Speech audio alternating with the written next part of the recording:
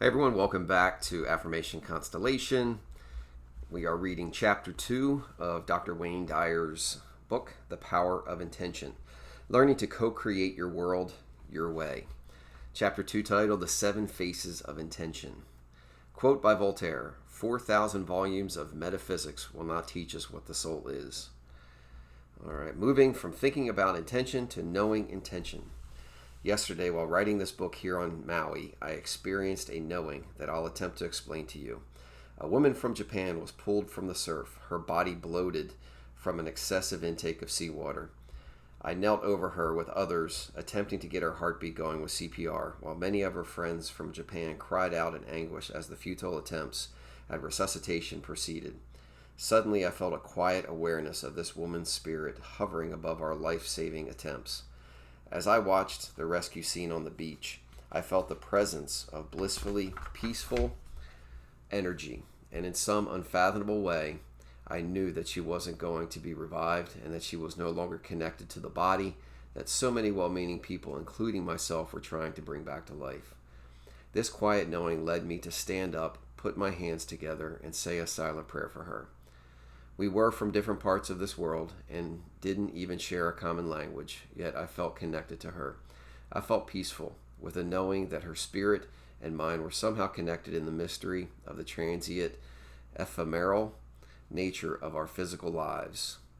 As I walked away, the pain of death wasn't dominating my thoughts. Instead, I knew and felt that the departure of this woman's spirit from what was now a lifeless, bloated body was inexplicably all a part of perfect divine order. I couldn't prove it. I had no scientific evidence. I didn't think it. I knew it. This is an example of what I mean by silent knowledge. I still feel her presence as I write this 24 hours later. In Power of Silence, Carlos Castaneda describes silent knowledge as something that all of us have, something that has complete mastery, complete knowledge of everything. But it cannot think, therefore it cannot speak of what it knows. Man has given up silent knowledge for the world of reason. The more he clings to the world of reason, the more ephemeral intent becomes. Since intention is being presented in this book as an invisible energy field that is inherent in all physical form, intention then is a part of the inexplicable, non-material world of spirit.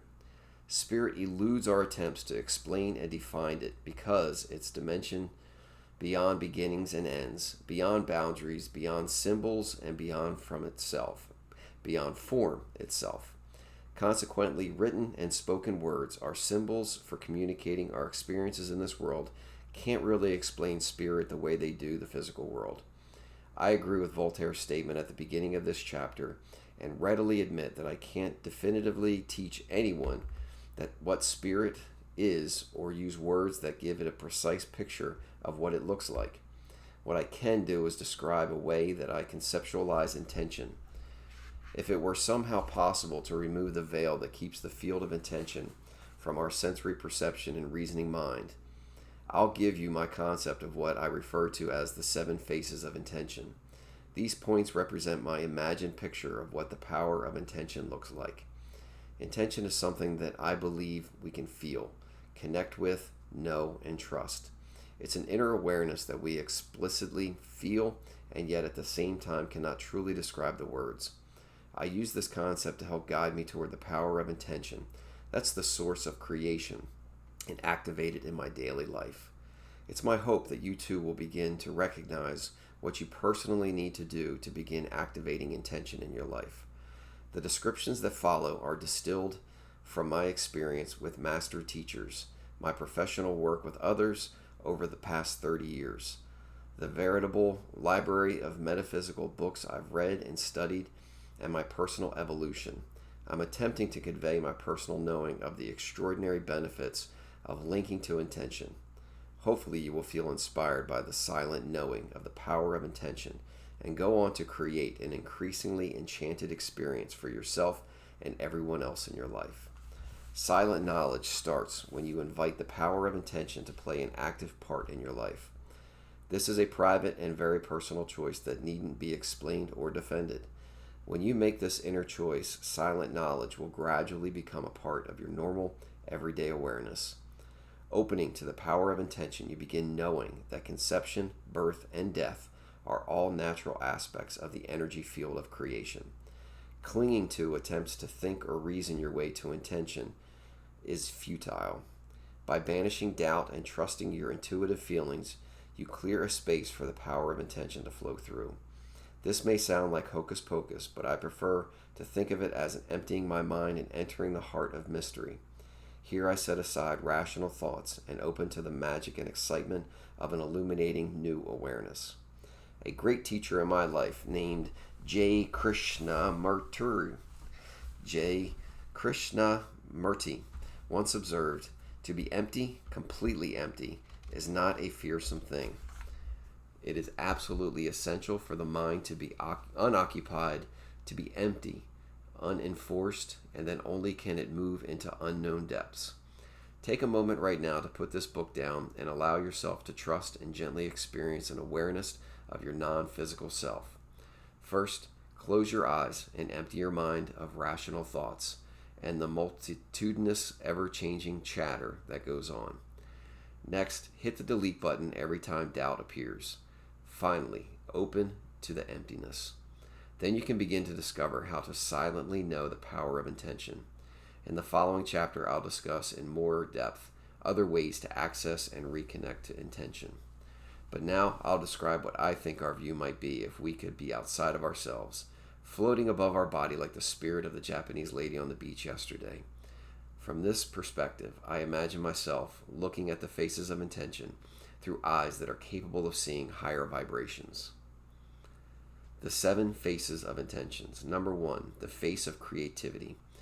The first of the 7 faces of intention is the creative expression of the power of intention that designed us, got us here, and created an environment that's compatible with our needs.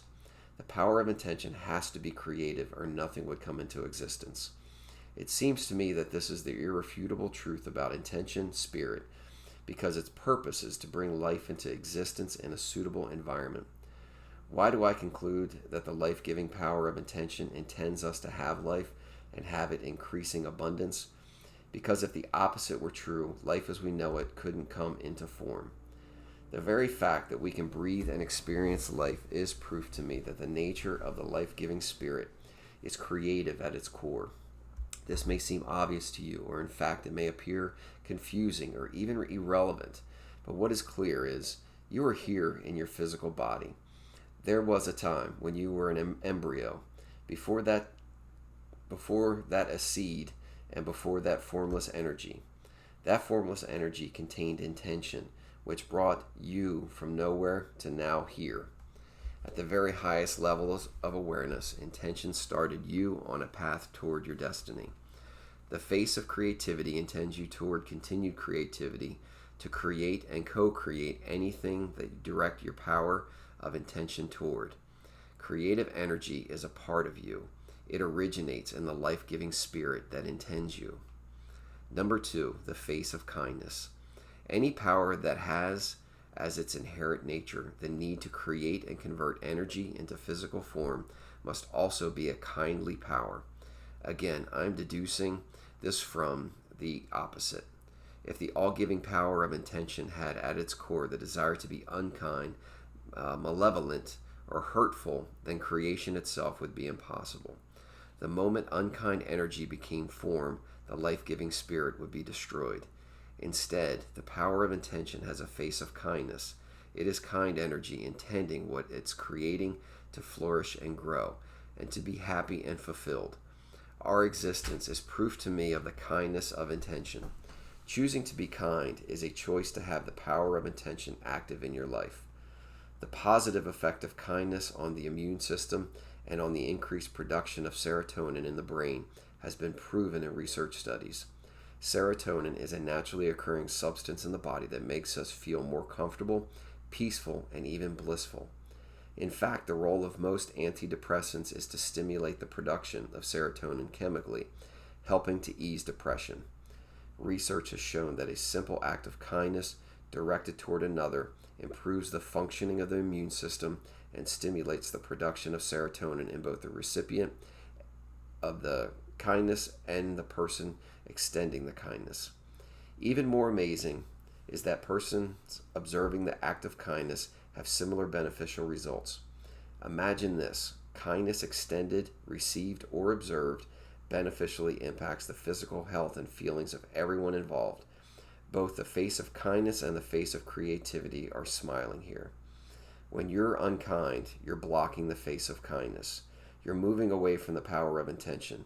No matter whether you call it God, spirit, source, or intention, be aware that unkind thoughts weaken and kind thoughts strengthen. Your connection. Creativity and kindness are two of the 7 faces of intention. Number 3, the face of love. The third of the 7 faces of intention is the face of love. That there's a life-giving nature inherent in the power of intention is an irrefutable conclusion. What would we name this quality that encourages, enhances, and supports all of life, if not love? It's the prime moving power of the universal spirit of intent. As Ralph Waldo Emerson put it, love is our highest word and the cinnamon forgot. Synonym. Cinnamon. Sorry, I told you I'm not a professional reader. The energy field of intention is pure love, resulting in a nurturing and totally cooperative environment. Judgment, anger, hate, fear, or prejudice won't thrive here. So were we able to actually see this field, we'd see creativity and kindness in an endless field of love. We entered the physical world of boundaries and beginnings through the universal force field of pure love. This face of intention is an expression of love, wishes only for us to flourish and grow and become all that we're capable of becoming. When we're not in harmony with the energy of love, we've moved away from intention and weakened our ability to activate intention through the expression of love. For example, if you aren't doing what you love and loving what you do, your power of intention is weakened. You attract into your life more of the dissatisfaction that isn't the face of love. Consequently, more of what you don't love will appear in your life. Thoughts and emotions are pure energy, some higher and faster than others. When higher energies occupy the same field as the lower energies convert to higher energies. A simple example of this is a darkened room that has a lower energy than a room bathed in light. Since light moves faster than non-light, when a candle is brought into a dark room, the darkness not only dissolves and disappears, but it seems magically converted into light. The same is true of love, which is the higher, faster energy than the energy of hate. St. Francis, in his famous prayer, beseech God, "Where there is hatred, let me sow love." What he is seeking is the power to dissolve and ultimately convert hate to the energy of love. Hate converts to love when energy of love is in its presence. This is true for you too. Hate directed toward yourself or others can be converted to the life-giving, love-granting life force of intention. Pierre Teilhard de Chardin put it this way: the conclusion is always the same. Love is the most powerful and still the most unknown energy of the world. Number 4, the face of beauty. The fourth of my 7 faces of intention is the face of beauty. What else could a creative, kind, and loving expression be other than beautiful? Why would the organizing intelligence of intention ever elect to manifest into form anything that's repugnant to itself? Obviously it wouldn't.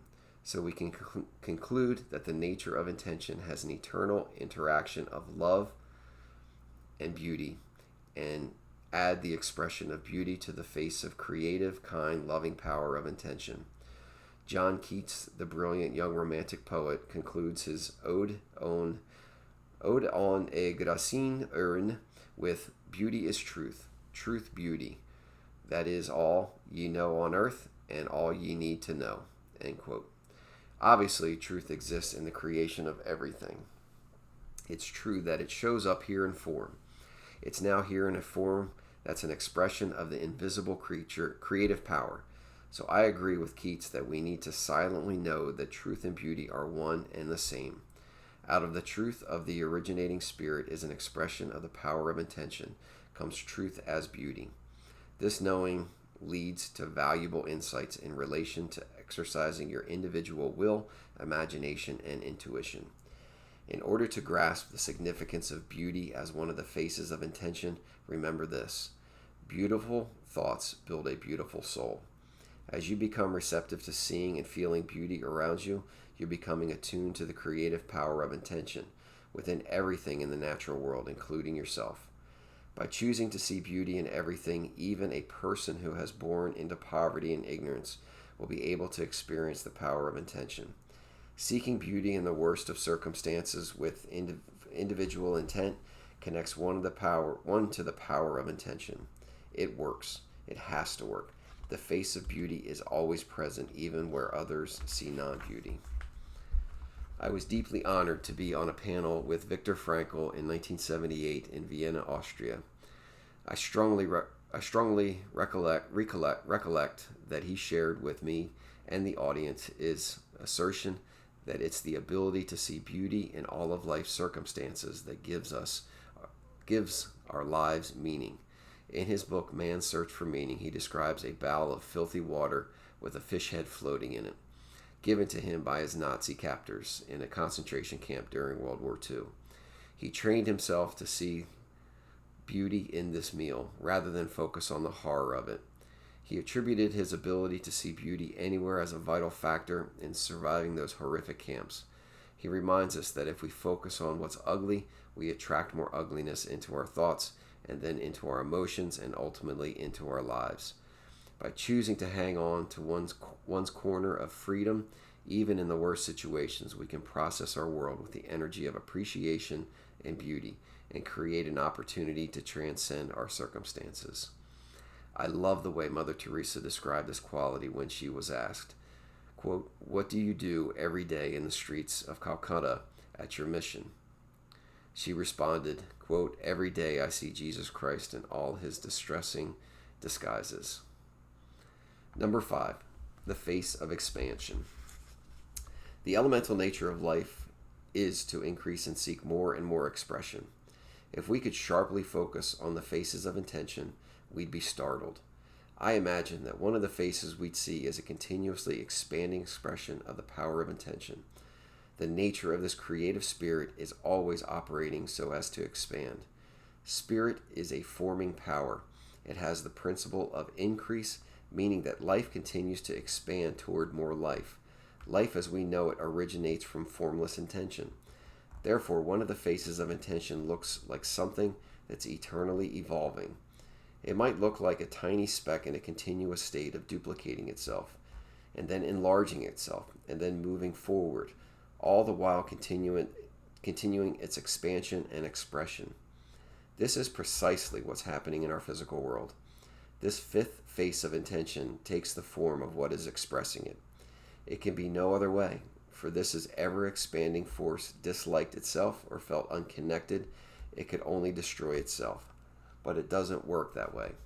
The power of intention manifests as an expression of expanding creativity, kindness, love, and beauty.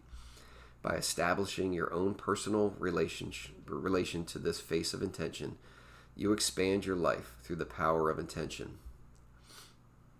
The power of intention is the power to expand and increase all aspects of your life. No exceptions. It's the nature of intention to be in a state of increased expression. So it's true for you too. The only proviso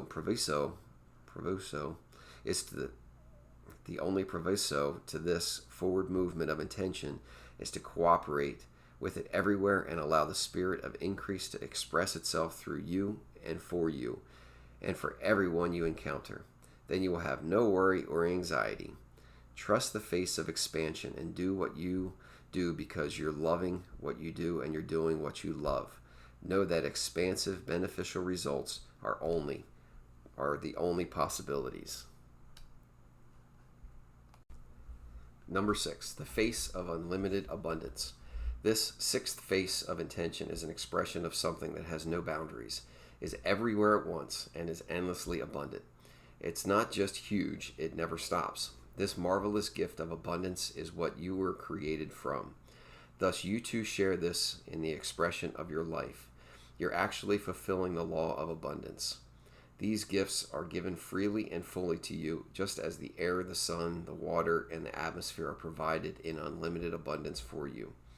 From the time of your earliest memories, you probably were taught to think in terms of limitations. My property starts here, yours over there. So we build fences to mark our boundaries. But ancient explorers gave us an awareness of the world as potentially endless. Even more ancient astronomers pushed back our beliefs about an immense dome shaped ceiling covering the Earth. We've learned about galaxies that are measured in the distance, light travels in a year, science books that are only 2 years old are outdated. Athletic records that supposedly demonstrated the limits of our physical prowess are shattered with amazing regularity. What all this means is that there are no limits to our potential as people, as collective entities, and as individuals. This is largely true because we emanate from the unlimited abundance of intention. In the face of the power of intention is unlimited abundance. Then we can know that our potential for manifestation and attracting anything into our lives is the same. The face of abundance has absolutely no limits. Imagine the vastness of the resources from which all objects are created. Then consider the one resource that stands above all others. This would be your mind and the collective mind of humankind. Where does your mind begin and end? What are the boundaries? Where is it located? More important, where is it not located? Is it born with you, or is it present before your conception? Does it die with you? What color is it? What shape? The answers are in the phrase unlimited abundance. You were created from this very same unlimited abundance. The power of intention is everywhere. It is what allows everything to manifest, to increase, and to supply infinitely. Know that you're connected to this life force and that you share it with everyone and all that you are perceived to be missing. Open to the expression of the face of unlimited abundance, and you'll be co-creating your life as you'd like it to be. As is so often true, the poets can express in a few short words what seems so difficult for us to grasp. Here is Walt Whitman speaking to us in Song of Myself. As you read these lines, substitute the face of endless abundance for God to gain a flavor of what the power of intention is. I hear and behold God in every object, yet understand God not in the least. I see something of God each hour of the 24, and each moment then. In the faces of men and women I see God, and in my own faces in the glass. I find letters from God dropped in the street, and every one is signed by God's name. And I leave them where they are, for I know that whosoever I go, others will punctually come forever and ever. You don't have to have an intellectual understanding. It's enough to silently know and proceed to live with your awareness of this face of endless abundance. Number 7, the face of receptivity. This is how I imagine the 7th face, the receptive face of intention. It's simply receptive to all. No one and no thing is rejected by the receptive face of intention. It welcomes everyone and every living thing, without judgment, never granting the power of intention to some and withholding it from others. The receptive face of intention means to me that all nature is waiting to be called into action. We only need to be willing to recognize and receive. Intention can't respond to you if you fail to recognize it. If you see chance and coincidence governing your life and the world, then the universal mind of intention will appear to you as nothing but an amalgamation of forces devoid of any order or power. Simply put, to be unreceptive is to deny yourself access to the power of intention. In order to utilize the all-inclusive receptivity of intention, you must produce within yourself an intelligence equal in infinity to the universal mind itself. You must not only become receptive to having guidance available to you to manifest your human intentions, but you must be receptive to giving this energy back to the world. As I've said many times in speeches and earlier writings, your job is not to say how, it is to say yes. Yes, I'm willing. Yes, I know the power of intention is universal. It's denied to no one. The face of receptivity smiles on me, as what I need flows to me from the source, and the source is receptive to my tapping in to its co-create books, speeches, videos, audios, and anything else that I've been fortunate enough to have on my resume. By being receptive, I'm in harmony with the power of intention of the universal creative force. This works in so many different ways. You'll see the right people magically appearing in your life. your body healing. And if it's something you want, you'll even discover yourself becoming a better dancer, card player, or athlete. The field of intention allows everything to emanate into form, and its unlimited potential is built into all that is manifested even before its initial birth pangs were being expressed. In this chapter, you've read about my concept of the 7 faces of intention. They're creative, kind, loving, beautiful, ever expanding, endlessly abundant, and receptive to all. And you can connect to this alluring field of intention. Here are 5 suggestions that you can implement now to put into practice the essential message of this chapter. 5 suggestions for implementing the ideas in this chapter. Number 1, visualize the power of intention. Invite your visualization of the field of energy, which is the power of intention, to appear in your mind. Be receptive to what appears as you visualize your concept of this field of energy. Even though you know it's invisible, close your eyes and see what images you receive. Recite the 7 words that represent the 7 faces of intention: creative, kind, loving, beautiful, expanding, abundant, and receptive. Memorize these 7 words and use them to bring you to harmony with the power of intention as you visualize it. Remind yourself that when you feel or behave inconsistently with these 7 faces of intention, you've disconnected from the power of intention. Allow the 7 words to decorate your visualization of the power of intention, and notice the shift in your perspective as you regain your connection to it. Number 2, be reflective. A mirror reflects without distortion or judgment. Consider being like a mirror and reflect what comes into your life without judgment or opinions. Be unattached to all who come into your life by not demanding that they stay, go, or appear at your whim. Discontinue judging yourself or others for being too fat, too tall, too ugly, too anything, just as the power of intention accepts and reflects you without judgment or attachment. Try to be the same with what appears in your life. Be like a mirror. Number 3, expect beauty. This suggestion includes expecting kindness and love along with beauty to be in your life by deeply loving yourself, your surroundings, and by showing reverence for all of life. There's always something beautiful to be experienced wherever you are. Right now, look around you and select beauty as your focus. This is so different from habitually being alert for ways to feel hurt, angry, or offended. Expecting beauty helps you perceive the power of intention in your life.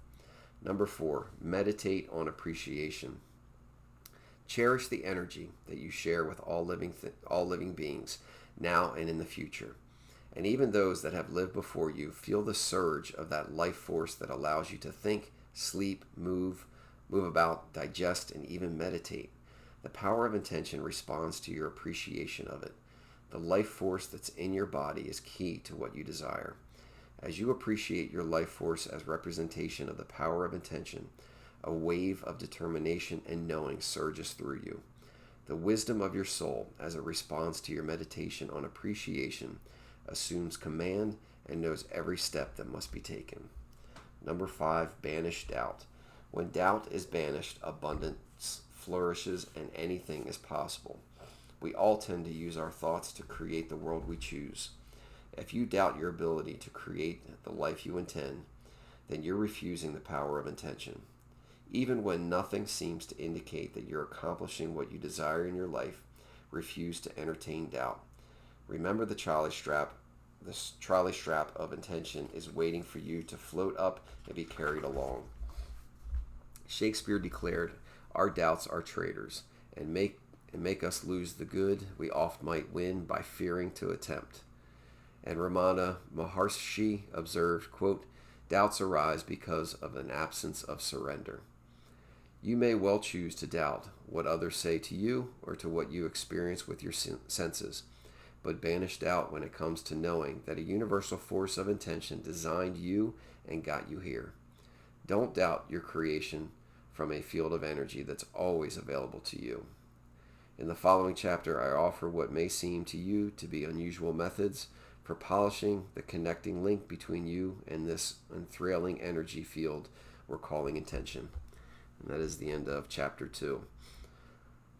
So I would definitely say at this point, try to reflect on, what you got out of that chapter. I think for me, reading especially the 7 faces of intention, I know I've personally, through relationships and times have, felt hurt, and sometimes use that as, holding on to that to kind of create my next action, So I would say that this was impactful because, again, when you have that, if you're coming from a position of hurt or distrust, that's exactly what you're going to attract is more hurt and more distrust. So, those seven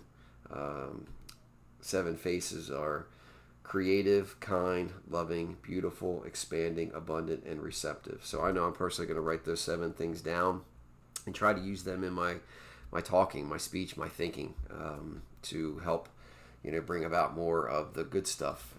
It's limitless, and I think that's kind of what I'm gathering from this book too. Is just we have a tendency to feel limited in life. We can only buy this car or this house or go on this type of trip, or we can't, or whatever the case might be, and we feel limited. But it's really limitless, but our ability, I think, to tap into the source is what is going to create those circumstances. So not feeling limited, but feeling abundant. So anyway, thanks for joining me on reading chapter 2, and I will be back to read chapter 3 in Dr. Wayne Dyer's The Power of Intention, and may Dr. Wayne Dyer's rest in peace. Thanks, everyone. Have a great day.